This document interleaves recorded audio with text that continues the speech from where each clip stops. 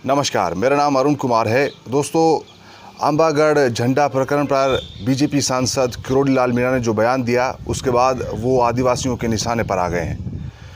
किरोड़ी लाल मीणा का एक वक्त हुआ करता था जब लाखों की भीड़ उनके साथ चलती थी। उन्होंने एक ही दिन पहले भगवा झंडा प्रकरण को लेकर सभा बुलाई थी। उस सभा में 1000 से ज़्यादा लोग भी नहीं पहुँचे। तो ये दिखाता है कि कोई भी नेता, कोई भी विशेष व्यक्ति किसी समाज, किसी संगठन से बड़ा नहीं हो सकता है। दूसरी तरफ अगर हम इस मुद्दे में जानने की कोशिश करें तो सुदर्शन चैनल के मालिक सुरेश चौहान के ये कहते हैं कि 1 अगस्त को यानी कि कल वो भगवा झंडा फहराएंगे वहाँ पर, और किसी आदिवासी मीणा के द्वारा ही वो झंडा वहाँ पर फहराया जाएगा। तो क्या इसे ये समझा जाए कि बीजेपी सांसद किरोड़ी लाल मीणा की शय पर सुरेश चौहान के इतना सब कुछ एक समाज को बोल रहे थे? क्या ये विश्वास, ये कॉन्फिडेंस उनको इस नेता के द्वारा दिया गया था?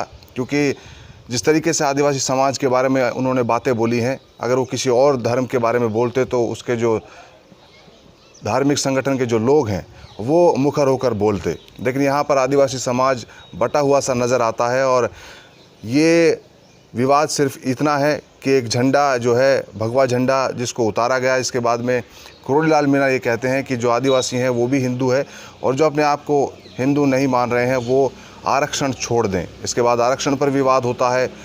आदिवासी संगठन के लोग कहते हैं कि जो आरक्षण इन लोगों को मिला है वो प्रकृति पूजक के रूप में मिला है, इसीलिए जय जोहार का नारा बार बार ये लोग लगाते हैं। लेकिन इस विवाद में कहीं ना कहीं एक झोल नज़र आता है कि किस तरीके से इस पूरे विवाद को हिंदू वर्सेस मुसलमान करने की कोशिश की जाती है। और आदिवासी तबके को ये कहा जाता है कि जो नकली आदिवासी लोग हैं वो इस तरीके का काम कर रहे हैं, वो उन्होंने झंडा हटाया है, इसके पीछे जिहादी ताकतें हैं। ये सब कुछ सुरेश चौहान के करने पर होता है। और पिछले 1 सप्ताह से वो लगातार एक समाज को कुछ ना कुछ रोज़ बोल रहे हैं और ये कह रहे हैं कि ये जिहादी ताकतों का, जिहादी संगठनों का इनके पीछे हाथ है, इसलिए ये सब कुछ हो रहा है। लेकिन मोटे तौर पर अगर हम इस चीज़ को देखने की कोशिश करें तो कल 1 अगस्त को होने वाला ये है कि आदिवासी समुदाय जो है वो शक्ति प्रदर्शन करने वाला है, और दूसरी तरफ जो हिंदूवादी संगठन है जिनके साथ में किरोड़ी लाल मीणा जो सांसद हैं वो भी नज़र आएंगे।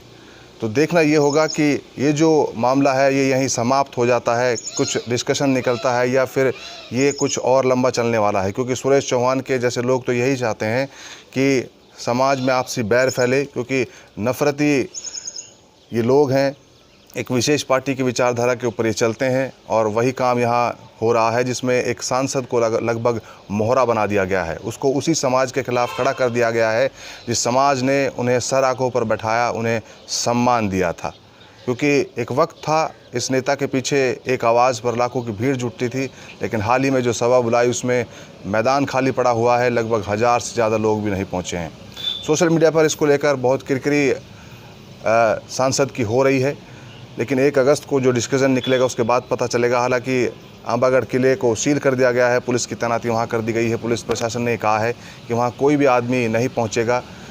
तो ये जो बुलाने की कवायद है, लोगों को वहाँ इकट्ठा करने की कवायद है, कहीं और शिफ्ट कर दी गई है।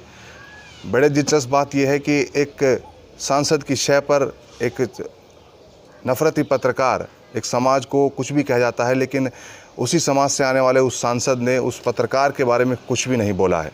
इसीलिए जो आदिवासी समाज है उनके सीधे निशाने पर, उनके सम्माननीय रहे कभी डॉक्टर किरोड़ी लाल मीणा निशाने पर आ गए हैं। इस पूरे मुद्दे पर, इस पूरे प्रकरण पर आपकी क्या राय है? क्योंकि हम लगातार इसको सिरे से कवर करते आ रहे हैं, डेली आपको अपडेट दे रहे हैं। आप सब क्या सोच रहे हैं इस बारे में कमेंट बॉक्स में अपनी राय ज़रूर दीजिएगा।